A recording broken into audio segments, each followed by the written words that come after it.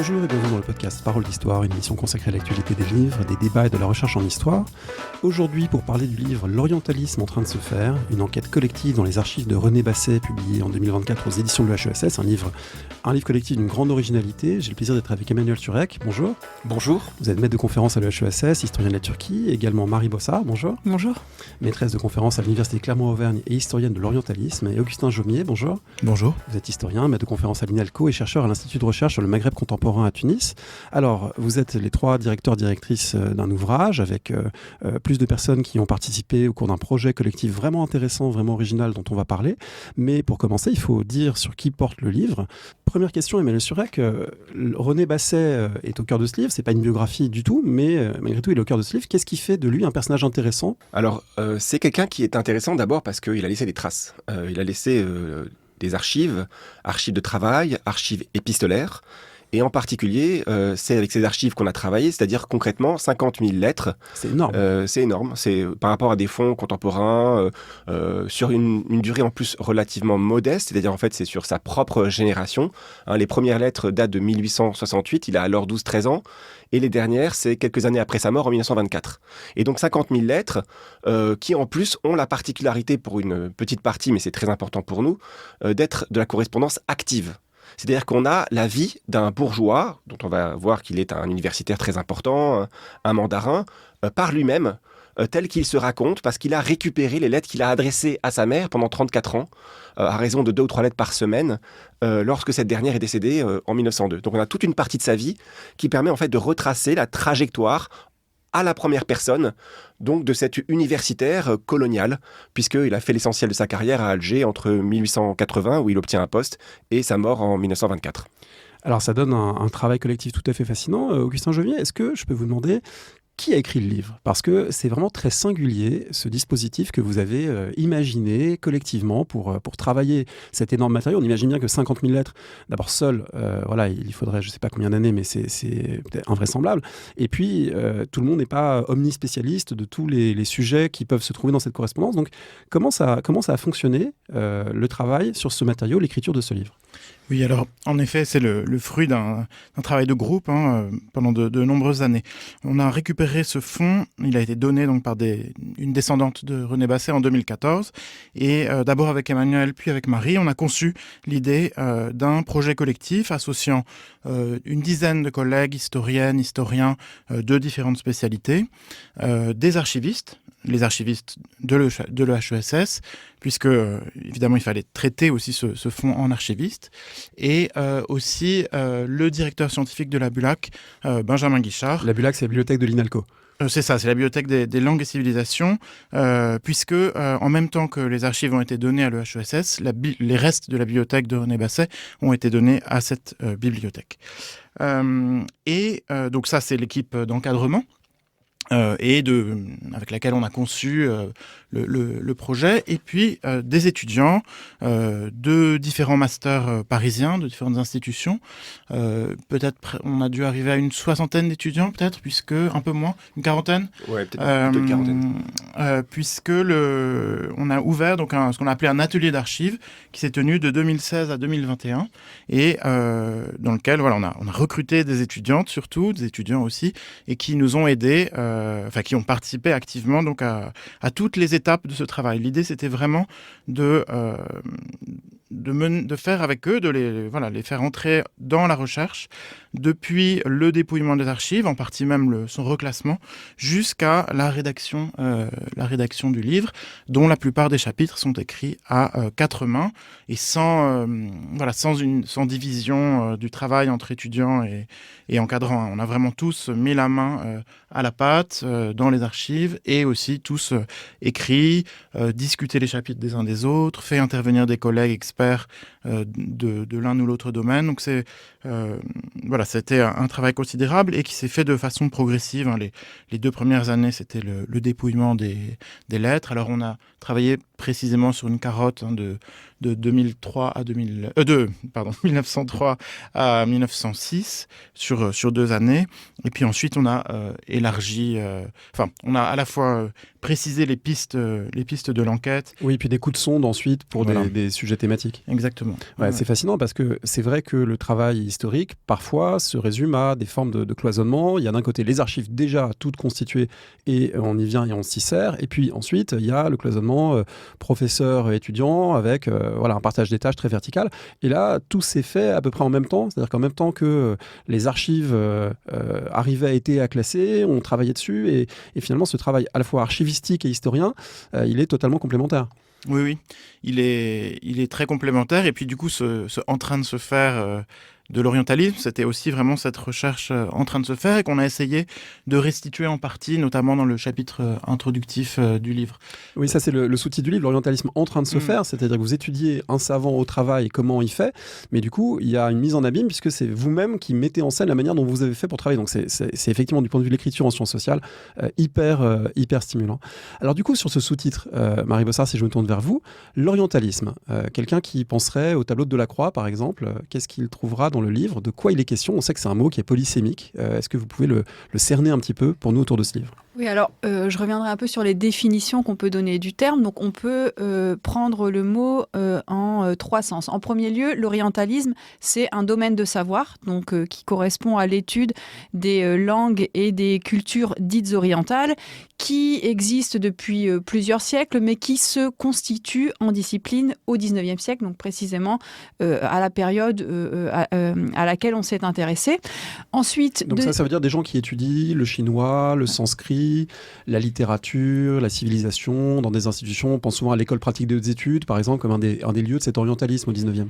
Tout à fait. Alors, c'est évidemment, le terme Orient est à géométrie variable, donc on peut avoir Orient pris comme Proche-Orient, Moyen-Orient, donc l'étude de l'arabe, du turc et du persan, hein, c'est vraiment la triade consacrée au XIXe siècle. Et puis un Orient plus lointain, puisque forcément c'est un terme qui n'a pas de réalité objective, mais qui est un terme profondément situé.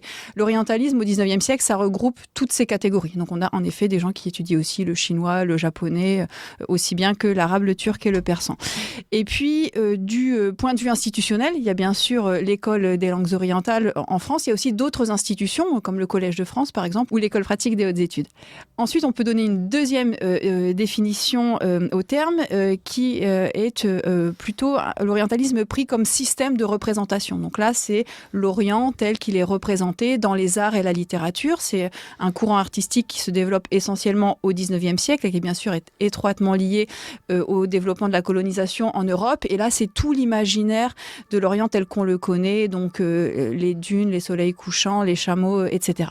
Et puis, il y a un troisième sens qui est étroitement tributaire de l'ouvrage écrit par Edward Said en 1978, Orientalism, qui pense l'orientalisme comme un système de domination, c'est-à-dire un ensemble de savoirs et de représentations mis au service de l'impérialisme européen.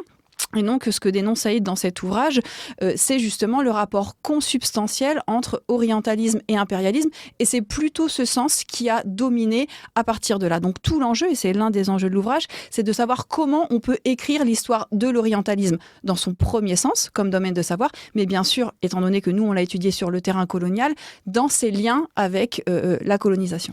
Oui, parce que tout l'enjeu, c'est d'arriver à trouver la juste distance par rapport à ce qui a longtemps été vu comme une honorable activité savante sans aucune arrière-pensée politique, un pur savant qui ne ferait que étudier la calligraphie arabe, par exemple, et de ne pas non plus ne voir ça qu'au prisme du pur rapport de pouvoir, de la pure domination. Mais est-ce qu'on peut dire que d'une certaine manière, on ne peut plus travailler sur l'orientalisme de la même façon après et avant le livre d'Edward Said? C'est certain, c'est une question qui est assez complexe et sur laquelle on n'est même d'ailleurs pas nécessairement d'accord entre nous. Donc c'est une question qui fait discuter. Voilà, y compris au sein de notre équipe, hein, on a eu énormément de discussions tous les trois au moment de la rédaction de l'introduction, par exemple. Donc le petit paragraphe qui est consacré à Edward Said, ça nous a coûté de longues heures de débat et de discussion. Ce qui est certain, c'est que après Said, il y a eu un moment d'éclipse où on ne s'est plus intéressé à l'orientalisme en tant que domaine savant. C'est des choses qui sont revenues dans le débat. Alors là, j'ai parlé du débat plutôt historiographique français. Il y a une quinzaine d'années, en particulier avec les travaux d'Alain Messaoudi sur les arabisans et la France coloniale, qui nous ont beaucoup inspirés. D'ailleurs, Alain Messaoudi faisait partie de notre équipe. Il a coécrit un chapitre sur les médersa. coloniale, donc ces établissements de formation de fonctionnaires que la France met en place en Algérie. Et donc voilà, la question de l'orientalisme savant dans ses rapports avec la colonisation est revenue dans le débat il y a une quinzaine d'années. C'est aussi quelque chose qu'on trouve dans d'autres pays européens. Nous, ce qui était intéressant, c'est qu'on avait justement ce matériau qui nous permettait d'aborder la question depuis l'Algérie, donc de poser autrement la question des rapports entre savoir et pouvoir. Oui, c'est pas un orientaliste qui est rue des Écoles ou qui est dans une bibliothèque à Berlin, c'est un orientaliste qui est sur le terrain colonial. Alors, j'ai envie de dire, qu'est-ce que ça change qui voudrait présenter peut-être ce que fait Basset, ce que fait ce personnage, René Basset, en contexte colonial? Je pense que c'est plutôt une question pour toi. Oui, volontiers. Alors, ce que ça change, beaucoup de choses. En fait, la première des choses, c'est la colonisation fait la carrière de Basset, on peut dire. C'est-à-dire que c'est quelqu'un qui n'a pas forcément tous les capitaux sociaux et universitaires nécessaires pour faire une carrière en métropole. Oui, d'ailleurs, il n'est pas élu au Collège de France alors qu'il l'espérait. Ça, oui, mais ça c'est plus tard. Oui, c'est une grande déception. Ça occupe pas mal de place dans la correspondance. Mais c'est-à-dire qu'il y a un effet d'aubaine très très fort, qui est l'ouverture de cette école supérieure des lettres d'Alger, et puis aussi l'ouverture par la colonisation de ce continent linguistique des parlers amazirs. Dans lequel, c'est une sorte de brèche dans laquelle Basset s'engouffre. Donc on est en 1880, il a 25 ans, c'est déjà un prodige des langues qui a pas mal de qualités intellectuelles à son actif, mais effectivement il y a un poste, et ce poste, il s'engouffre dedans, il va pouvoir construire, capitaliser à partir de ça toute une carrière, notamment effectivement avec les parlers berbères. Tout à fait. C'est un poste d'arabe d'abord, mais il construit, il développe tout un... à la fois une recherche personnelle et puis toute une école autour de la description, la description et une description comparée des différents parlers berbères d'Afrique du Nord. Donc ça, c'est un premier point. La deuxième chose que change le contexte colonial, c'est l'immédiateté du rapport au terrain. Vous l'avez suggéré, et qu'on voit très nettement dans la correspondance, la façon dont discuter avec... on se souvient d'une lettre qui parle d'un chauffeur de bain, donc quelqu'un qui vient pour chauffer l'eau du hammam, je pense. La discussion avec le chauffeur de bain permet d'élaborer des réflexions linguistiques. La langue qu'on étudie, elle est au coin de la rue. C'est aussi un contexte politique, social, dans lequel, je pense, ce mandarin a une position de notable encore plus grande que s'il était en métropole, et où se superposent des différents rôles, ce rôle d'universitaire, mais aussi un rôle d'administrateur, notamment des certifications de langue pour les fonctionnaires, et puis et une proximité avec les militaires, avec les instituteurs dans le bled qui sont ses anciens élèves. Voilà, tout un ensemble de réseaux et de rôles qui convergent pour faire de lui une personne centrale.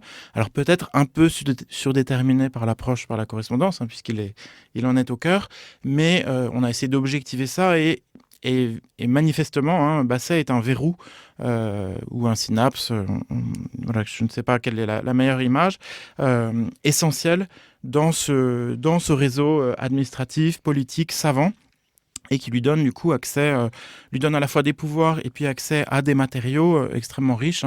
Par exemple, on peut observer à travers la correspondance la façon dont tous ses élèves ou ses anciens élèves font converger vers lui des matériaux linguistiques récoltés dans l'ensemble de l'Afrique du Nord, voire parfois aussi d'AOF. Alors il y a quelque chose qui matérialise ce succès, c'est le fait que du jeune professeur tout juste nommé, découvrant l'Algérie en 1880 à 1905, il a construit une carrière qui lui permet d'organiser un congrès orientaliste à Alger. C'est la première fois, dites-vous, qu'il se tient hors d'un pays européen ou d'un pays occidental. Et donc, du coup, c'est très significatif. Ça veut dire que Alger, ce qu'il a construit intellectuellement, professionnellement, institutionnellement, ça compte. Ça compte dans le monde savant. Alors, est-ce qu'on peut éclairer ce moment 1905, Marie Bossard ? Oui, alors peut-être un petit rappel d'abord sur la question des congrès internationaux des orientalistes qui sont créés dans les années 1870. Le premier congrès, c'est à Paris en 1873. On est dans une phase d'internationalisation de la vie scientifique, donc on fait des congrès un peu sur tout, Voilà, et les orientalistes... Pour toutes les disciplines d'ailleurs, la voilà. physique, etc., etc. Absolument, et donc les orientalistes ont eux aussi leur congrès. René Basset, il est déjà présent dans les congrès qui précèdent avec quelques collègues qui sont des représentants importants des différents orientalismes nationaux et il réussit à obtenir que le congrès se tienne à Alger en 1905. Alors il y avait déjà eu des tentatives, des volontés d'organiser des congrès hors d'Europe. Donc, par exemple, au Japon, il y a eu des débats, mais ça n'avait pas fonctionné. Et là, donc, c'est bien le premier congrès qui se tient hors d'Europe. Donc c'est pas un seul congrès qui se tient en 1905, il y a aussi d'autres congrès à ce moment-là. C'est bien sûr un moment pour Basset et pour son école pour s'affirmer sur la scène orientaliste internationale, également en rivalité avec Paris. Donc le fait que le congrès se tienne à Alger et non pas à Paris, c'est une manière de démontrer que Alger est devenu un pôle savant majeur. Donc ça, c'est aussi important. Mais c'est également un moment de vitrine pour la colonisation française en Algérie. Donc là, on est vraiment à l'articulation, on est vraiment au croisement du savant et du colonial. Donc de ce point de vue-là, c'est un temps assez important. Alors vous avez aussi étudié justement cette inscription internationale de René Basset à travers toutes les cartes postales reçues, envoyées à des collègues à travers l'Europe, en particulier à Rome, à Strasbourg, aux Pays-Bas, etc. Donc on a quelqu'un qui est vraiment dans un réseau international. Et je voulais vous demander, il y a une tension, j'ai pas entièrement réussi à la saisir en vous lisant. Est-ce que Basset, c'est un pur internationaliste au plan scientifique, c'est-à-dire quelqu'un qui adore échanger avec des collègues et qui adore les langues et qui est très à l'aise là-dedans, mais est-ce qu'il y a aussi chez lui, ce qui est très courant à l'époque, du nationalisme scientifique, c'est-à-dire, est-ce que c'est aussi quelqu'un qui dit il faut que la science française rayonne, il faut que notre école... Alors, on a l'impression qu'il le fait beaucoup par rapport à Paris, qu'effectivement dire l'école d'Alger par rapport à Paris, qui a vraiment un enjeu fort. Mais est-ce que l'idée qu'il y a une science française, un orientalisme français, c'est présent ou c'est pas, ça vous a pas sauté aux yeux? Il faut peut-être faire la différence entre la question, disons, savante et la question de la socialisation politique plus large. La question savante, il est très clairement internationaliste, ce qui veut dire à l'époque germanophile. Il a appris l'allemand. D'ailleurs, la maison de sa mère était occupée pendant la guerre franco-prusse de 1870. En 71, il y a des Allemands chez lui. Donc, de ce point de vue-là... Ce qui ne plaide pas pour une socialisation germanophile au passage, mais non, il a surmonté ça. Il a appris l'allemand, voilà. Il a surmonté ça. Il va régulièrement en Allemagne. Donc il a un tropisme allemand, et à l'époque ça veut dire un tropisme international très clairement, parce que le point focal de l'orientalisme en dehors de France à cette époque-là, c'est quand même l'Allemagne, en tout cas dans la seconde moitié du 19e siècle. Après, c'est évident qu'il participe d'un contexte politique, mais qui n'apparaît pas très clairement. Sa correspondance n'est pas très politique, elle n'est pas très nationaliste. Et pendant la Grande Guerre, c'est quoi la Grande Guerre de René Basset en Algérie? Parce qu'il meurt en 24. Ouais, la Grande Guerre de René Basset, c'est essentiellement en fait celle qu'il vit à travers ses enfants. Donc Henri et André, mais André en fait il n'a fait pas cette guerre, c'est Henri surtout qui l'a fait. Et Henri Basset, son fils, qui est important en fait, parce que ce qu'il faut comprendre, c'est que René Basset se reproduit aussi universitairement parlant.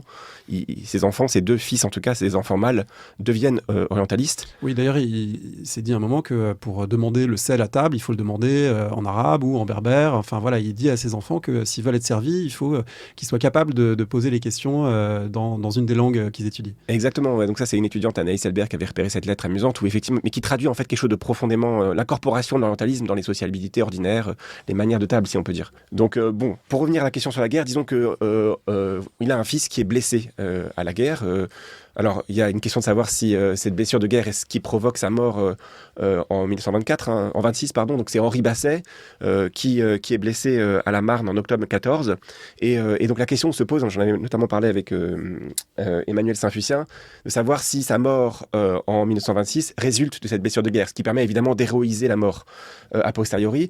En tout cas, dans le récit familial, il est mort de la Première Guerre mondiale, mais 10 ans plus tard. Donc, voilà, il y a cet engagement dans la guerre qui est important, mais est-ce qu'on peut dire qu'il est nationaliste? C'est difficile, en tout cas, de le faire ressortir de la correspondance dont on dispose. Oui, c'est certain qu'on ne voit pas ça dans la correspondance et que la rivalité avec Paris est beaucoup plus importante que, par exemple, une rivalité qui pourrait être une rivalité franco-allemande tout en se doublant de liens étroits. Alors, le réseau est bien sûr un réseau dans lequel l'Allemagne a une place importante, mais il faut voir que René Basset correspond avec des savants qui se trouvent dans un très grand nombre de pays. Donc, des savants ici italiens, espagnols, portugais, voilà. Et pour Basset, la science doit être internationale. C'est un critère de scientificité que de citer des travaux écrits dans d'autres langues que le français, que s'appuyer sur les différents orientalismes nationaux. Donc on le voit dans le système de référence, on le voit dans la pratique quotidienne de la science. Le réseau international qu'on a pu étudier, donc c'est un travail qu'on a fait et un chapitre qu'on a écrit avec Margot Stemelin, qui fait une très belle thèse sur Alger comme capitale orientaliste. Ces échanges internationaux, ils se font principalement par le biais des cartes postales. Donc on a dépouillé 1400 cartes postales entre les débuts de la correspondance et 1905. Alors après, il faudrait voir aussi ce qui se passe pendant la guerre. Nous, évidemment, on est sur une période un peu antérieure. C'est un peu particulier d'ailleurs que des échanges scientifiques passent par ce tout petit format qu'est la carte postale. C'est intéressant. C'est aussi pour des questions matérielles, des questions économiques. Mais donc ces cartes postales, elles sont le vecteur de ces échanges qui ont une pluralité de directions. C'est vraiment un réseau très, très international. Peut-être juste un petit complément sur la guerre de René Basset et qui complète aussi la réponse de Marie. La guerre de René Basset, c'est aussi beaucoup, en fait, pas la guerre, c'est le déploiement, et c'est un peu le dernier tiers de sa vie, le déploiement au Maroc. Le déploiement savant de la France au Maroc, qui depuis 1904 est un lieu justement où se joue la compétition avec Paris. C'est-à-dire qu'il y a eu, avant la mise en place du protectorat, la mise en place de missions savantes au Maroc, et René Basset et les savants d'Alger jouent un rôle très fort, sont en compétition très aiguë avec notamment le Châtelier qui est au Collège de France, pour investir scientifiquement le Maroc. Et justement, son fils Henri est à Rabat. Et donc, on a, pendant la Première Guerre mondiale, en fait, énormément de correspondances avec son fils, avec aussi beaucoup d'Algériens qui ont été...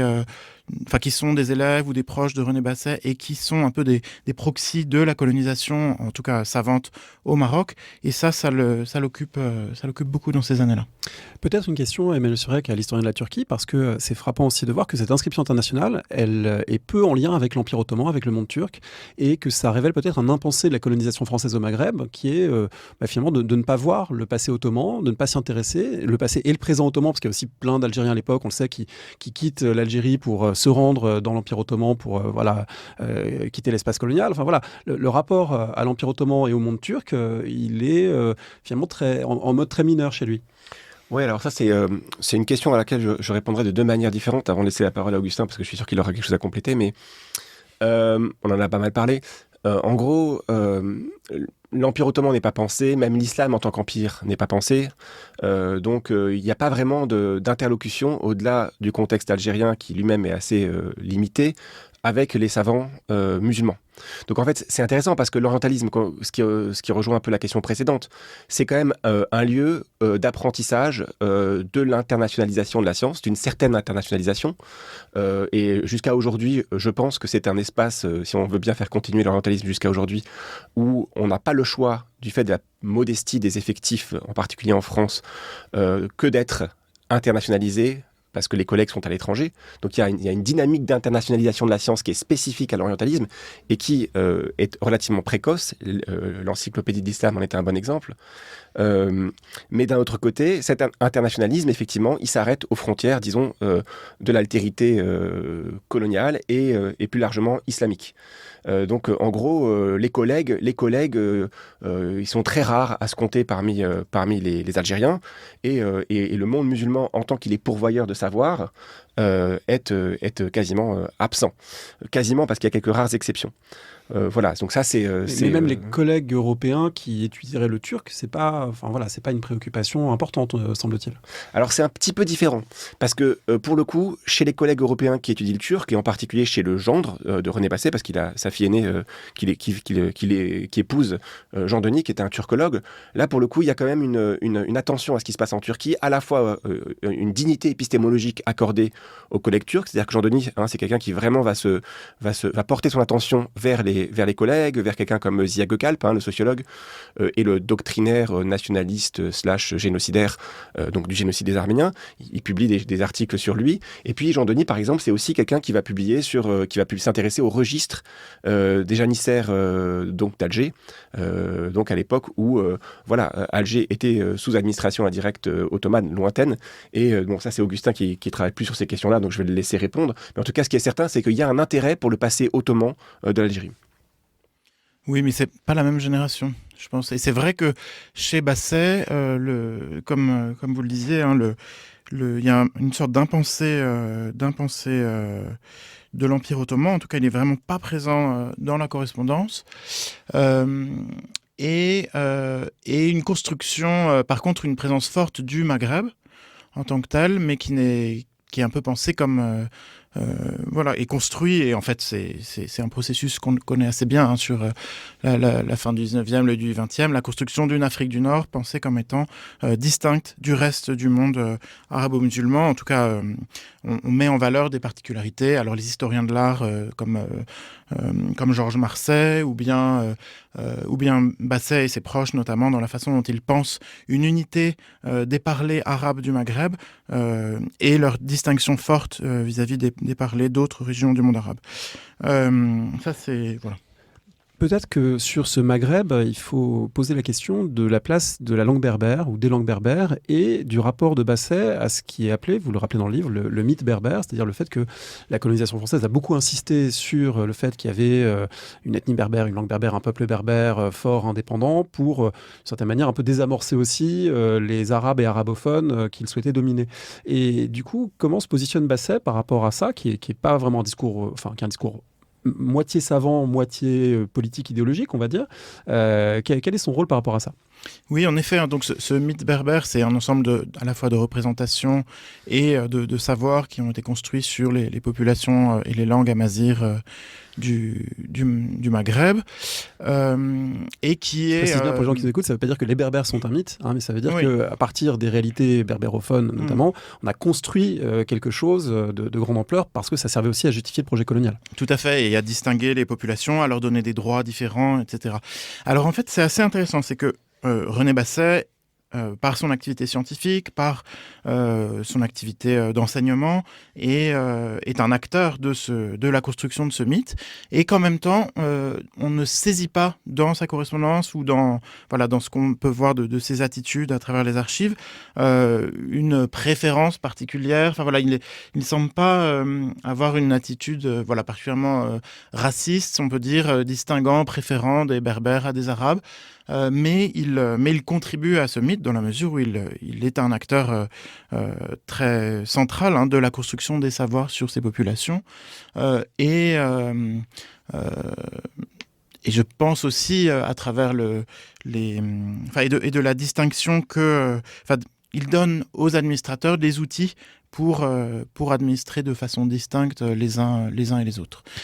Peut-être pour prolonger cette question, étudier les langues berbères, ça veut dire aussi ne pas faire entre guillemets, de l'orientalisme de cabinet sur l'arabe classique et des manuscrits très anciens, mais c'est aussi faire, soit lui, soit indirectement, de l'enquête orale, s'intéresser à l'oralité. Est-ce que c'est aussi du point de vue des pratiques intellectuelles et des centres d'intérêt, on peut dire que ça change un peu la manière de fonctionner de cet orientaliste, ou en tout cas de l'orientalisme de cette époque? Alors c'est une question sur laquelle Marie Bossard, moi-même, et une étudiante, qui n'est plus étudiante, Caroline Amin, avons travaillé. Donc je peux commencer et Marie continuera. Oui, en fait, alors Basset il est dans une sorte d'apesanteur disciplinaire. Il travaille aussi sur l'arabe écrit, sur l'arabe oral, sur le folklore, sur beaucoup de choses différentes.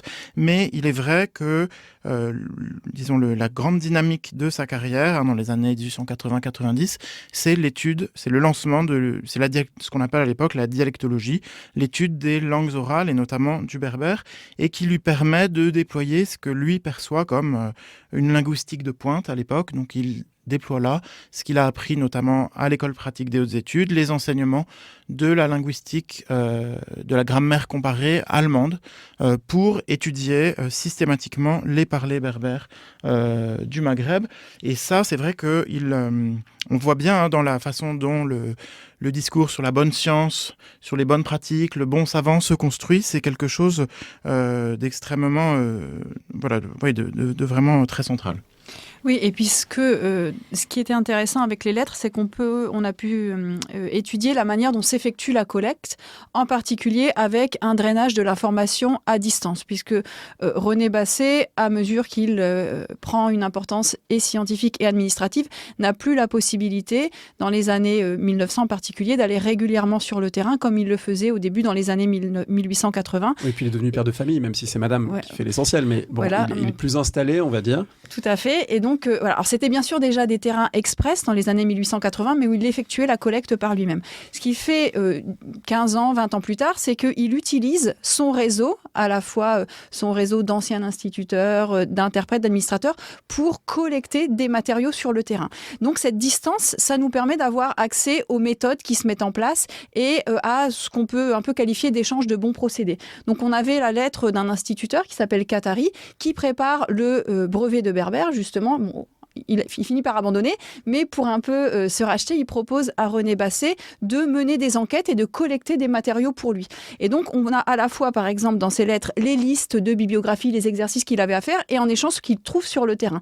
Donc là, ce qu'on a pu observer avec cet instituteur, on l'a pu observer avec bien d'autres interlocuteurs, et donc on voit comment René Basset installe ce réseau à l'échelle de l'Algérie et au-delà à l'échelle du Maghreb. Et on voit aussi comment peu à peu les méthodes d'enquête se raffinent.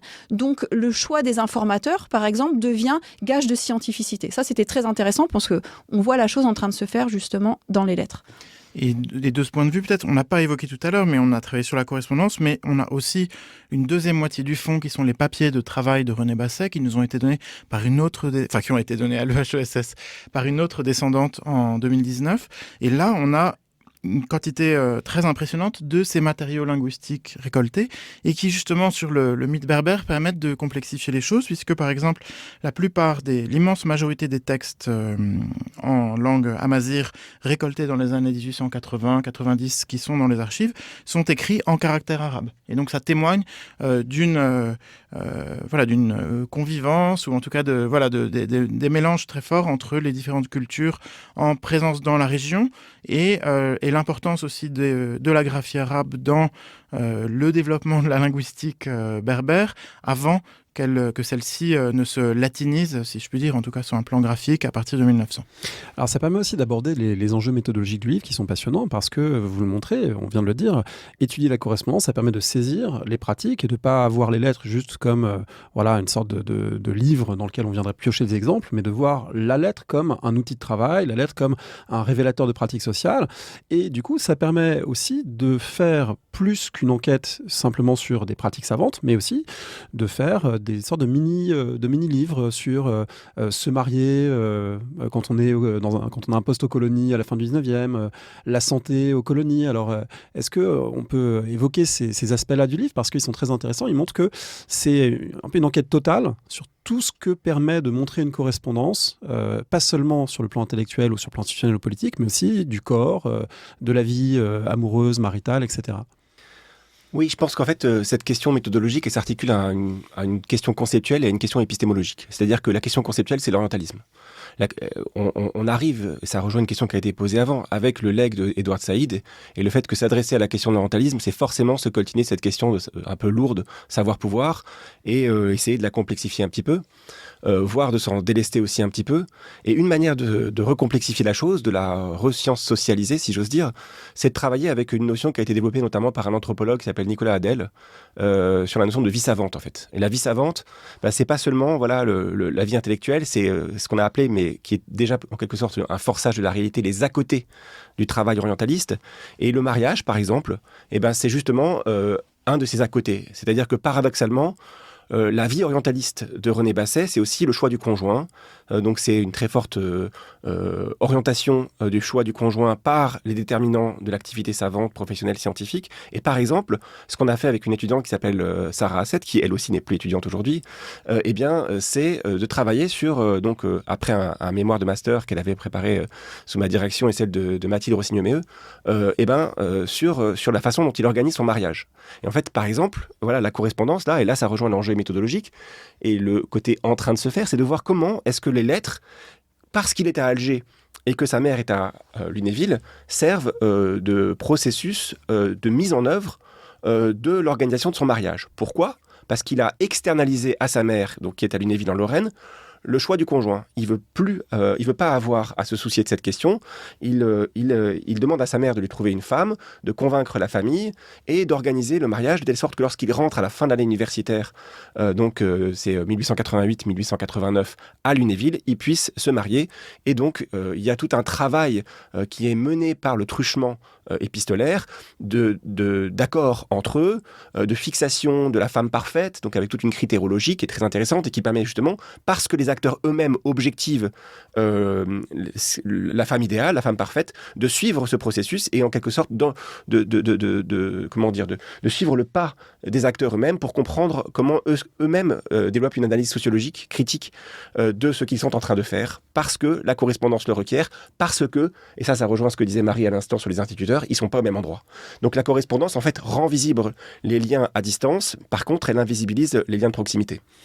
Et du coup, ça donne quand même un mariage avec 17 années d'écart, avec une jeune femme qui quitte la Lorraine pour l'Algérie coloniale, où elle aura 6 enfants, 2 qui meurent en bas âge, et on a l'impression d'une vie vouée à servir la carrière de René Basset. C'est très courant à l'époque, mais c'est quand même le résultat que ça produit. Oui, c'est le résultat que ça produit. Effectivement, c'est pas surprenant. Il y a un écart d'âge en fait, qu'on peut comparer, parce que grâce au travail formidable que Christophe Charles a mené en fait, depuis les années 80, on peut en fait indexer en quelque sorte la banalité de cet écart d'âge. Et effectivement, voilà, c'est de l'endogamie orientaliste, parce qu'en fait, les enfants, c'est la reproduction orientaliste, c'est de l'endogamie orientaliste, parce que les enfants deviennent orientalistes ou épousent des orientalistes, mais fondamentalement, comme on le disait tout à l'heure avec la socialisation orientaliste, ça traduit en fait un milieu très cohérent, avec une hyper-reproduction. Oui, alors après, ça s'inscrit aussi dans la banalité de ce que Paul Pasquali a étudié sous le motif de la bourgeoisie universitaire. En fait, ce qui est très intéressant avec le cas de cette famille, sur la longue durée, c'est qu'on voit très bien comment des universitaires accèdent à l'université, à l'alma mater dans les années 80, et comment ils y restent jusqu'à aujourd'hui. Oui, et puis sur la question de la répartition des tâches, c'est aussi important, parce que la carrière de René Basset n'est possible que parce qu'il y a Lucie, en fait. On le voit, par exemple, elle est en France, elle vient tout juste d'accoucher, et puis on la voit écrire à René Basset parce qu'il y a une rencontre importante. Voilà, surtout, n'oublie pas de retirer ton costume de l'armoire et puis de bien le pendre, comme ça il ne sera pas froissé au moment où tu devras rencontrer les autres. Donc, et on voit tous ces éléments-là qui habituellement sont laissés dans l'ombre grâce à la correspondance. Et puis voilà, c'est cette répartition des tâches au sein du couple. Et puis il y a aussi quelque chose de très intéressant que révèle la correspondance, notamment à travers toutes les pratiques de soins, où de temps en temps on va en métropole autour d'une naissance pour se soigner de telle ou telle chose. C'est que, vous dites dans l'introduction, c'est un Français en Algérie plus qu'un Français d'Algérie. Et peut-être, Augustin Jumier, je voudrais vous interroger sur cette distinction que j'ai trouvée très, très frappante, sur le fait que c'est quelqu'un qui fait toute sa carrière à Alger, mais qui a un rapport à sa propre situation coloniale plus ambigu qu'un certain nombre d'autres acteurs. Oui, c'est vrai que c'est quelque chose qui nous a travaillé, comment le caractériser, lui et l'ensemble de la famille. Parce qu'en fait, la famille se déploie dans les colonies. Donc c'est René Basset, c'est son frère Georges qui est administrateur de communes mixtes. Ce sont ses 2 fils qui font carrière en Algérie et au Maroc. Et en même temps, c'est une famille qui ne s'est jamais implantée localement, qui a continué à se dire Lorraine, à aller tous les étés à Gérardmer, à avoir l'essentiel de ses investissements en Europe, et visiblement ils n'ont toujours été locataires, par exemple en Algérie, alors même que c'est des gens très bien installés, Et donc c'est pour ça qu'on est arrivé à cette idée. Alors il y avait la notion de bourgeoisie d'empire, et puis il y a cette idée que ce sont des Français en Algérie, des fonctionnaires en Algérie, plutôt que des Français d'Algérie qui ne s'y implantent pas. Le seul signe d'ancrage, c'est l'inhumation. de René Basset. Il meurt en 24 et il est enterré à Alger. Mais justement, quand son fils meurt en 26, à l'issue de la Première Guerre mondiale, supposément, eh bien, les deux dépouilles sont rapatriées et enterrées à Lunéville. Oui, puis il ne faut pas avoir une vision non plus trop téléologique des choses, dans la mesure où René Basset a quand même en tête l'idée de rentrer à Paris. Donc c'est toute la question de sa candidature et de son échec au Collège de France. Évidemment, lui, on voit une carrière qui se déploie dans son ensemble en Algérie, mais pendant plusieurs décennies, René Basset a l'idée de rentrer. À partir du moment où il comprend que ça ne marchera pas, voilà, il s'installe, il développe encore plus son réseau international. Donc là aussi, les choses sont liées. Mais voilà, il y avait quand même la volonté de rentrer à un moment donné en France. Du coup, ce qu'on a évoqué de sa famille et du fait qu'il y a ce monde orientaliste qui se crée à partir de lui avec ses enfants, etc., ça éclaire aussi le processus qui a amené des archives massivement constituées fin 19e, début 20e, jusque dans les locaux de l'École des études en sciences sociales dans les années 2010. Donc, vous avez retracé, Emmanuel Sirek, dans le dernier chapitre du livre, l'intégralité de ce parcours, avec quelques moments marquants, des archives qui ont failli être détruites pendant la Deuxième Guerre mondiale. Qu'est-ce qu'on peut dire des logiques qui ont fait passer des archives, on va dire des papiers familiaux, à aujourd'hui une archive savante? Alors c'est effectivement une longue histoire. Dans le dernier chapitre, j'essaie de faire l'histoire du fond et l'histoire de la famille de manière croisée, c'est-à-dire d'interroger à la fois cet objet mouvant et le groupe familial lui aussi au contour mouvant. Et la première chose à dire, c'est que finalement, ce qui est intéressant, c'est que René Basset est en quelque sorte l'archiviste de lui-même. Ce qui ne va pas forcément de soi comme question, parce que les archivistes n'aiment pas beaucoup qu'on appelle les acteurs archivistes et qu'on dissémine en quelque sorte le terme. Mais en gros, il fait un travail de conservation, de patrimonialisation qu'on peut relativement documenter. C'est-à-dire qu'en gros, quand sa mère meurt en 1902, il va aller chercher la correspondance qu'il lui a adressée depuis 30 ans et il la réintègre dans sa propre correspondance qui est classée par l'IAS mensuel et il la scelle en écrivant dessus René Basset correspondance. Donc là, il y a un acte d'institution qui évidemment peut être considéré comme patrimonial et qui probablement est orienté vers une lecture postérieure, pas seulement familiale, mais historienne, ou en tout cas savante. Parce qu'il estime, il a une certaine idée de lui-même à cette époque-là. Et ce rapport un peu patrimonial va être familialisé, déscientificisé au fil des décennies. C'est un long processus. Effectivement, pendant la Seconde Guerre mondiale, donc il y a cette intervention de la fille de René Basset, Suzanne, qui descend à la commandanture au moment où Gérardmer est en train d'être brûlé par les Allemands, en novembre 1944, et elle intervient, elle dit, voilà, vous êtes sur le point de brûler une bibliothèque où arrivait énormément d'orientalisme pendant la guerre. Si vous faites cela, vous allez brûler un bien de culture immense.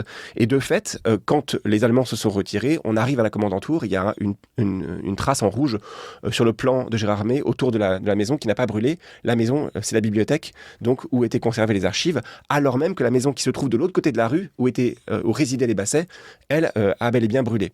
Donc voilà, donc il y a une intervention familiale à plusieurs étapes, et puis finalement, c'est le processus biologique, en quelque sorte naturel, qui fait que la disparition des petits-enfants de René Basset, qui voulaient encore conserver ces papiers dans la famille, parce qu'il y avait une relation psychologiquement très chargée, donc que j'explique dans le chapitre, donc c'est la remords, la troisième génération qui permet à la quatrième génération de se défaire de ces papiers. Et là, il y a plein de logiques aussi. Il y a des logiques de fidélité au lignage, mais aussi des logiques en quelque sorte très matérielles, la nécessité de faire place nette dans une résidence secondaire pour accueillir justement les nouvelles générations. Donc il y a des contraintes, on va dire, symboliques et matérielles très lourdes qui expliquent en fait pourquoi finalement, c'est seulement en 2014 que ces vieux papiers arrivent donc en tant qu'archives institutionnalisables à l'école des hautes études. Alors c'est fascinant ces questions d'héritage, mais du coup ça permet aussi de poser la question de l'héritage de l'autre côté de la Méditerranée, parce que c'est très intéressant de voir que tout ce savoir a fini par être rapatrié en France métropolitaine. Et du coup, je voulais vous demander, peut-être Augustin Gemier, qu'est-ce qui reste du savoir orientaliste dans l'Algérie indépendante, parce que c'est un savoir qui a été constitué sur la société et les langues de l'Algérie coloniale. Et du coup, c'est un savoir aussi qui a pu être mis à distance à un moment en disant on ne veut pas de ce savoir qui a été produit par les colonisateurs, on va se réapproprier notre propre langue, notre propre histoire, etc. Mais en même temps, il y a aussi des gens qui avaient été formés par Basset, qui sont devenus des savants de l'Algérie indépendante. Donc comment ça s'est joué ? Oui, tout à fait. Alors ça amène peut-être deux niveaux de réponse. Le premier, c'est que Basset de son vivant et les Européens de son réseau ont beaucoup de liens avec des lettrés algériens qu'ils exploitent, qu'ils forment et dont ils influencent aussi les positions, les écrits. Et en effet, comme vous le disiez, on a dans la clientèle, dans les élèves de Basset, des savants algériens qui ont eu un rôle important dans la construction de représentations algériennes de ce sont les cultures berbères ou de ce qu'est la culture algérienne. Donc par exemple Mohamed Ben Cheneb ou bien... Oui, c'est un personnage très singulier. Il a été le premier Algérien à avoir une chaire universitaire en 1927. Donc c'est vraiment une figure très très remarquable. Tout à fait, oui. Qui lui est plutôt spécialisé en langue arabe. Et puis versant berbère, c'est Saïd Boulifa qui est un peu une des figures tutélaires des études amazighes aujourd'hui. Donc ça, c'est un premier point et qui, évidemment, là, de ce côté-là, il y a toute une filiation algérienne de ces savoirs coloniaux et qui a été en partie renié à l'indépendance. Alors renié d'abord parce que l'école des lettres, l'université d'Alger a été vue comme, à juste titre, comme le bras universitaire de la colonisation. Notamment l'anthropologie a été particulièrement maltraitée par les instances universitaires algériennes après 62 comme la science coloniale par excellence. C'est aussi évidemment l'arabisation de l'enseignement supérieur dans le courant des années 1970 qui jette une sorte de voile sur cet héritage, mais qui en même temps est malgré tout présent, mais surtout présent par ce truchement des Algériens et on peut dire que ce travail de l'école d'Alger indirectement a nourri le nationalisme arabe algérien et aussi les projets culturels puis politiques berbéristes. Pour terminer, est-ce que je peux vous demander, au terme de ce long compagnonnage dans les archives Basset, ce que vous pensez de lui, qui est en même temps un savant qui, par certains côtés, vous ressemble, puisqu'il a appris des langues lointaines, travaillé, produit du savoir, écrit des lettres. Alors, vous écrivez des mails, lui, il écrivait des lettres. Il a fait du collectif à sa façon, et le en train de se faire, on l'a dit, c'est aussi bien pour vous, de certaine manière, que pour lui, pas au même niveau, mais c'est aussi une enquête un peu en miroir. Donc, qu'est-ce que ça vous a fait, finalement, aussi comme émotion ou comme retour sur vous-même de travailler sur René Basset? Moi, je veux bien répondre. Alors, d'abord, effectivement, ça impose une forme de modestie. Parce que suivre un savant sur une aussi longue période, il y a une correspondance qui s'étire en gros de 1868 à 1924. Il est adolescent, puis étudiant, puis jeune prof, et ainsi de suite. Et le suivre au jour le jour, c'est forcément se familiariser avec lui. Et ça, c'est quelque chose que racontent assez bien aussi les archivistes qui ont contribué à l'ouvrage, donc Magalinier et Naomi Russo, à savoir que en fait, on a tous été biographiquement traversés par cette correspondance. Par exemple, ceux qui devenaient parents vivaient les moments de parentalité de René Basset avec une forme d'intensité particulière.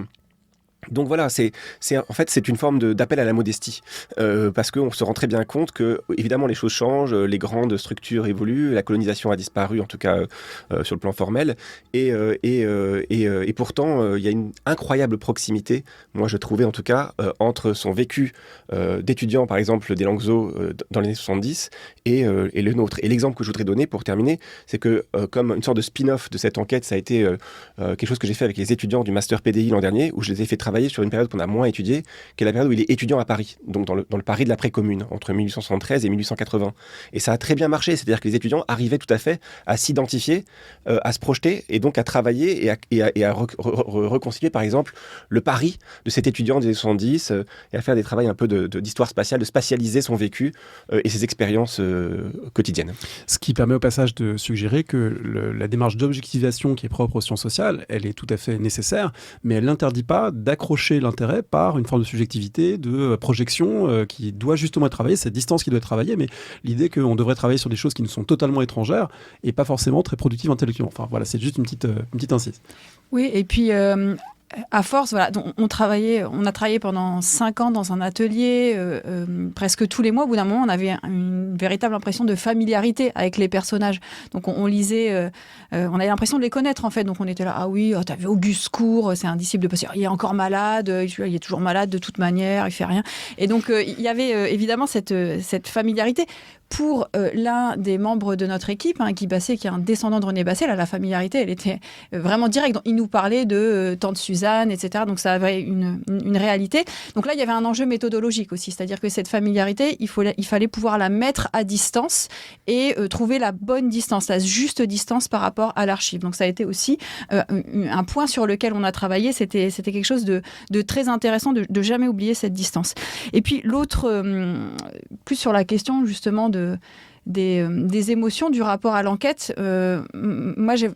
C'était très intéressant de travailler de manière collective. Et je crois vraiment qu'on est plus intelligent à plusieurs. Enfin, ça, c'est une des conclusions que je tire de ce travail. On travaille mieux quand on travaille de manière collective. J'y crois vraiment profondément. Et peut-être... donc, il y a évidemment une dimension, comme ce que disait Emmanuel, voilà, la figure de Basset rend modeste. Il y a des parts d'identification, de proximité, et en même temps aussi, je crois, en travaillant sur un intellectuel de la période, un universitaire de la période coloniale, c'est aussi un appel à une vigilance sur nos propres pratiques.